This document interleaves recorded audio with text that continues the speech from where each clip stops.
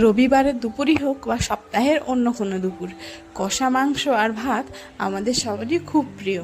এটা রান্না করার জন্য কড়াইয়ে তেল গরম করে শুকনো লঙ্কা জিরে ফোড়নে দিতে হবে। ফোড়ন ভাজা হয়ে এলে কুচানো পেঁয়াজ, আদা, রসুন, জিরে, কাঁচা লঙ্কা বাটা দিয়ে লবণ, হলুদ, গুঁড়ো লঙ্কা ও গরম মশলা দিয়ে মশলাটাকে তেল বের হওয়া পর্যন্ত ভালো করে কষিয়ে নিতে হবে।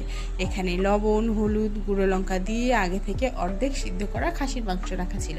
এটা কষানো মশলার মধ্যে দিয়ে তেল ছেড়ে আসা পর্যন্ত মিশিয়ে নিতে হবে। এটা সুন্দর করে মিশে এলে এটাতে ঝোলের জন্য পানি দিয়ে দিতে হবে। পরিমাণ মতো পানি দিয়ে এটাকে ঢাকা দিয়ে রাখতে হবে। তারপরে একটু ফুটে এলে ঢাকনা খুলে ভালোভাবে এটাকে মিশিয়ে তেল বের হওয়া পর্যন্ত কষিয়ে নিলে কষা মাংস রেডি। এখন দুপুরে গরম ভাত, রুটি যার সঙ্গে খেতে পারেন, এটা রেডি। রবিবারের দুপুরই হোক বা সপ্তাহের অন্য কোনো দুপুর, কষা মাংস আর ভাত আমাদের সবারই খুব প্রিয়। এটা রান্না করার জন্য কড়াইয়ে তেল গরম করে শুকনো লঙ্কা জিরে ফোড়নে দিতে হবে। ফোড়ন ভাজা হয়ে এলে কুচানো পেঁয়াজ, আদা, রসুন, জিরে, কাঁচা লঙ্কা বাটা দিয়ে লবণ, হলুদ, গুঁড়ো লঙ্কা ও গরম মশলা দিয়ে মশলাটাকে তেল বের হওয়া পর্যন্ত ভালো করে কষিয়ে নিতে হবে।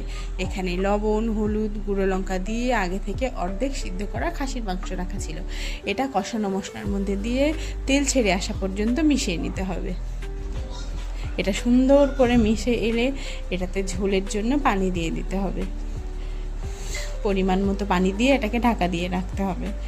তারপরে একটু ফুটে এলে ঢাকনা খুলে ভালোভাবে এটাকে মিশিয়ে তেল বের হওয়া পর্যন্ত কষিয়ে নিলে কষা মাংস রেডি। এখন দুপুরে গরম ভাত, রুটি যার সঙ্গে খেতে পারেন, এটা রেডি।